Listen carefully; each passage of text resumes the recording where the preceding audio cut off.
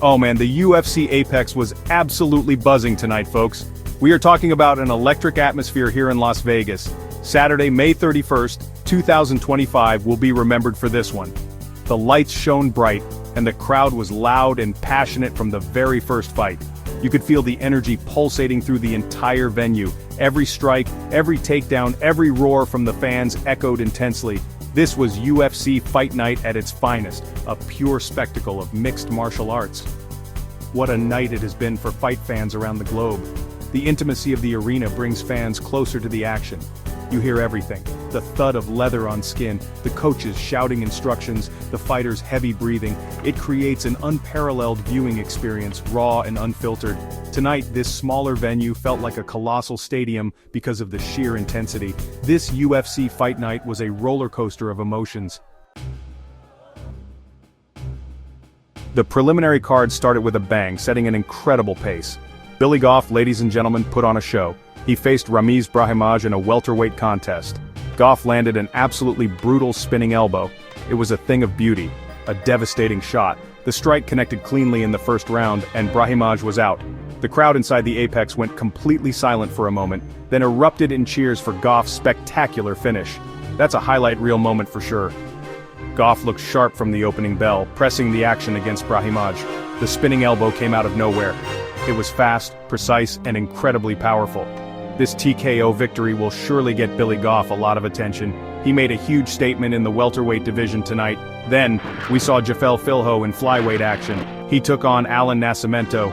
Filho secured a dominant submission victory, locking in a rear naked choke in the second round. This win is huge for Filho. Huge.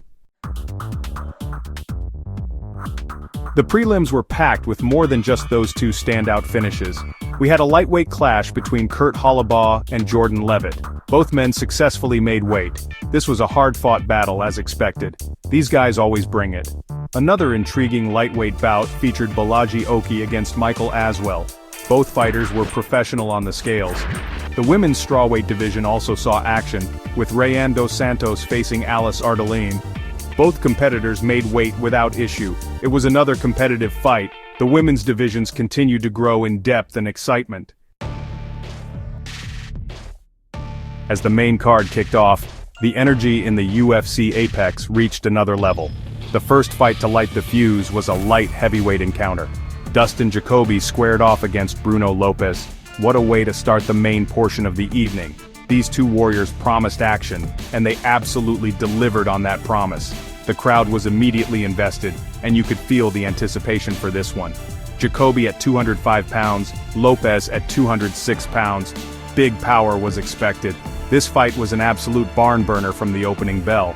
We witnessed non-stop striking exchanges as both Jacoby and Lopez stood in the pocket trading heavy leather. The pace was relentless. Neither man wanted to take a back step. It was pure, unadulterated action. Fans were on their feet, roaring with every significant strike landed.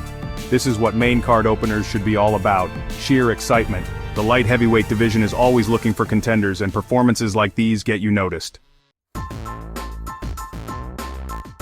The action on the main card just kept rolling. Next up, we had a thrilling middleweight contest. Zachary Reese took on Dusko Todorovic. The momentum from the Jacoby-Lopez fight carried right into this one. Middleweights always bring a blend of speed and power. Both looked ready for a war. The fans were eager for more fireworks, and they were not disappointed by these two. Much like the light heavyweight opener, this fight was an absolute thrill ride. It was described as another incredibly entertaining bout. We saw non-stop striking exchanges. Reese and Todorovic went at it hard. They showed a tremendous pace and output. The crowd at the Apex was loving every second of it. Both men were giving their all. Reese and Todorovic certainly achieved that tonight. The anticipation built further as we reached the co-main event.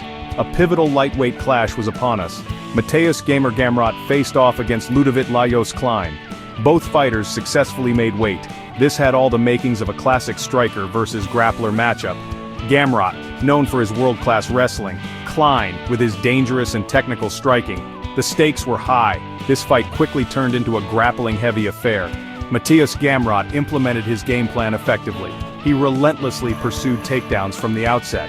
Klein showed good takedown defense initially. but Gamrot's persistence was undeniable.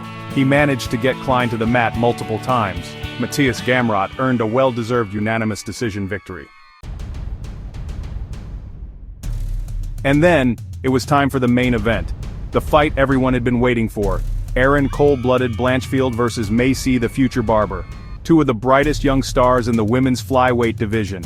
The atmosphere in the UFC Apex was absolutely electric. You could cut the tension with a knife. So much was on the line for both these athletes. A potential shot at the UFC Flyweight Championship loomed large for the winner. This was a career-defining moment. Erin Blanchfield came into this fight with a tremendous amount of hype. Her grappling skills are considered some of the best in the entire division. Maycee Barber, on the other hand, is known for her power and aggression. She possesses knockout ability in her strikes.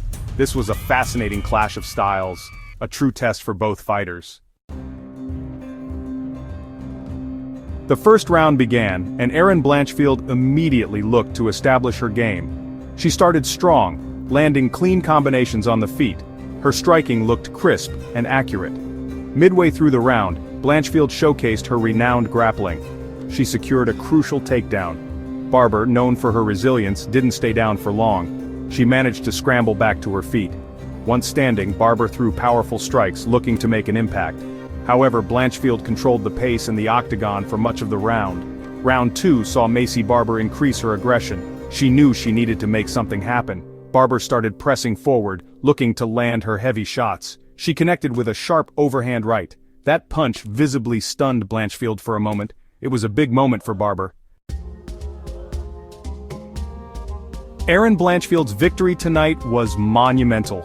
Winning such a close, hard-fought battle against a tough opponent like Maycee Barber says a lot. This win almost certainly secures her a shot at the UFC Flyweight Championship. She has proven she belongs at the very top of the division. In her post-fight interview, Blanchfield was emotional but composed. She called for her title opportunity, and frankly, it's hard to deny her that chance now. She has earned it. Analyzing Blanchfield's performance, her grappling was once again a key factor. Her ability to get takedowns at crucial moments was pivotal. Her top control and submission attempts kept Barber constantly defending. She also showed her composure, especially after getting hit hard in the second round. There are always areas to improve, perhaps working on her striking defense against powerful strikers.